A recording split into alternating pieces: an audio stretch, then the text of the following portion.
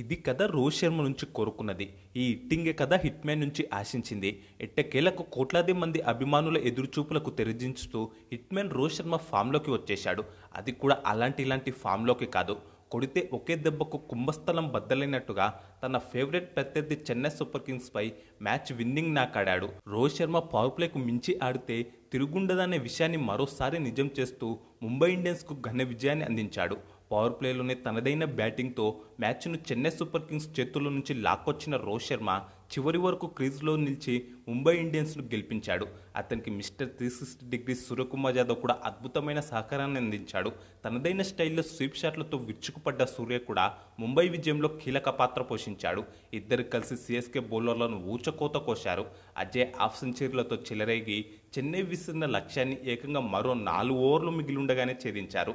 దీంతో ఈ సీజన్లో ముంబై ఇండియన్స్ హ్యాట్రిక్ విజయాలను నమోదు చేసింది. ఇక రోహిత్ శర్మ గురించి మనకు తెలిసిందే కదా, కాస్త మంచి ఇన్నింగ్స్ ఆడితే చాలు రికార్డులనే అతనికి దాసోహం అయిపోతాయి. ఈ ఇన్నింగ్స్లోనూ అదే జరిగింది. తన భారీ ఇన్నింగ్స్తో తన సహచరులు అలాగే స్టార్ ఆటగాళ్ల రికార్డులను రోహిత్ బద్దలు కొట్టాడు. ఈ క్రమంలోనే ఓ రికార్డు అందుకున్న తొలి ఇండియన్గా చరిత్ర సృష్టించాడు. మొత్తంగా తన ఇన్నింగ్స్తో హిట్ మ్యాన్ 3 రికార్డులను బద్దలు కొట్టాడు. ఇక ఈ మ్యాచ్ మొత్తంలో 6 రికార్డులు నమోదయ్యాయి. అయితే ఈ రికార్డులన్నిటి గురించి తెలుసుకోవడానికి ముందు మ్యాచ్కు సంబంధించిన స్కోర్ కార్డ్ గురించి షార్ట్గా మాట్లాడుకుందాం. ఈ మ్యాచ్లో టాస్ ఓడి మొదట బ్యాటింగ్ చేసిన చెన్నై సూపర్ కింగ్స్ జట్టు నిర్ణీత 20 ఓవర్లలో 5 వికెట్ల నష్టానికి 176 పరుగులు చేసింది. ఈ ముంబై వాంకడే పిచ్పై చేయాల్సిన దానికంటే చెన్నై 15 నుంచి 20 పరుగులు తక్కువగా చేసింది. ఆ జట్టు బ్యాటర్లలో రవీంద్ర జడేజా, శివం దుబే హాఫ్ సెంచరీలతో రాణించారు.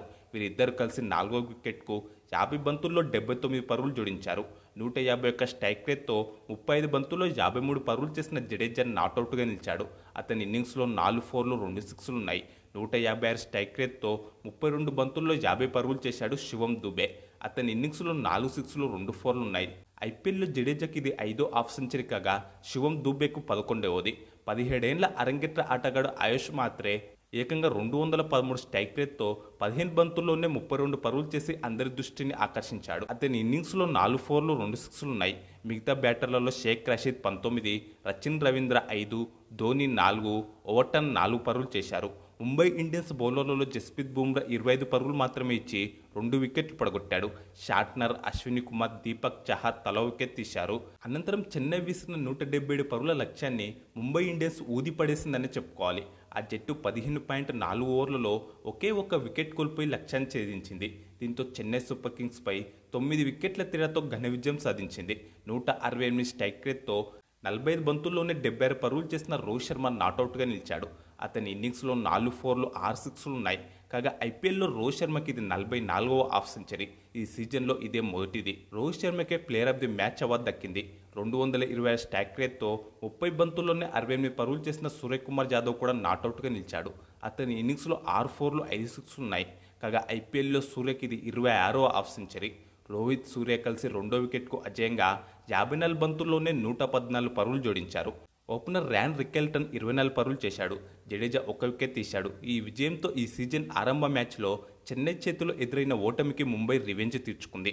కాగా ముంబైకి ఇది వరుసగా 3వ విజయం కాగా ఈ సీజన్ మొత్తంలో 4వ విజయం. ఈ మ్యాచ్లో 4 ఓవర్లు మిగిలి ఉండగానే లక్ష్యాన్ని ఛేదించడంతో ముంబై రన్ రేట్ కూడా మెరుగుపడింది. దీంతో 8 పాయింట్లతో 7వ స్థానం నుంచి 6వ స్థానానికి ఎగబాకింది. ముంబై ప్లేఆఫ్స్ చేరాలంటే మిగిలిన 6 మ్యాచ్ల్లో కనీసం 4 గెలవాలి. ఇక ఇప్పుడు ఈ మ్యాచ్లో నమోదైన రికార్డుల గురించి మాట్లాడుకుందాం.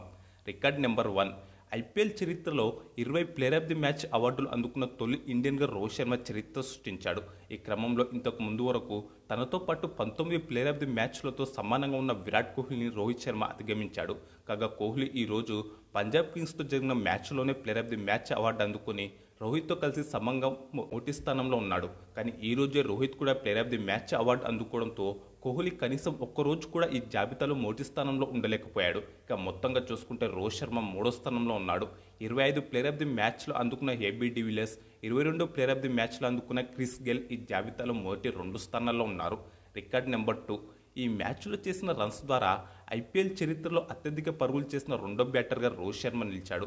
ఈ క్రమంలో 6,769 పరుగులు చేసిన మాజీ బ్యాటర్ శిఖర్ ధవన్ రికార్డును రోహిత్ శర్మ అధిగమించాడు. కాగా ప్రస్తుతం 2వ స్థానంలో ఉన్న రోహిత్ ఖాతాలో 6,786 పరుగులు ఉన్నాయి. 8,326 పరుగులు చేసిన విరాట్ కోహ్లీ ఈ జాబితాలో మొదటి స్థానంలో ఉన్నాడు. Record number 3. చెన్నై సూపర్ కింగ్స్పై రోహిత్ శర్మకి ఇది 9వ హాఫ్ సెంచరీ. దీంతో సిఎస్కేపై అత్యధిక హాఫ్ సెంచరీలు చేసిన బ్యాటర్ల జాబితాలో శిఖర్ ధవన్, విరాట్ కోహ్లీ, డేవిడ్ వార్నర్తో కలిసి మొదటి స్థానంలో ఉన్నాడు రోహిత్ శర్మ. Record number 4. ఈ మ్యాచ్లో రోహిత్, సూర్య కలిసి ముంబై రెండో వికెట్కు అజేయంగా 114 పరుగులు జోడించారు. కాగా సిఎస్కేపై ముంబై తరఫున ఇది 4వ అత్యధిక భాగస్వామ్యం. Record number 5. చెన్నైపై ముంబైకి ఇది 21వ విజయం. దీంతో ఐపీఎల్లో ఒక ప్రత్యర్థిపై అత్యధిక విజయాలు నమోదు చేసిన జట్ల జాబితాలో ముంబై రెండో స్థానంలో ఉంది. ఆర్సీబీపై చెన్నై, పంజాబ్పై కోల్కతా కూడా 21 విజయాల చొప్పున సాధించి రెండో స్థానంలోనే ఉన్నాయి. కాగా ఇదే ముంబై కేకేఆర్పై 24 విజయాలు సాధించి మొదటి స్థానంలో ఉంది. చివరగా రికార్డ్ నెంబర్ 6. ఐపీఎల్ చరిత్రలో వికెట్ల పరంగా సిఎస్కేకు ఇది రెండో అతిపెద్ద పరాజయం.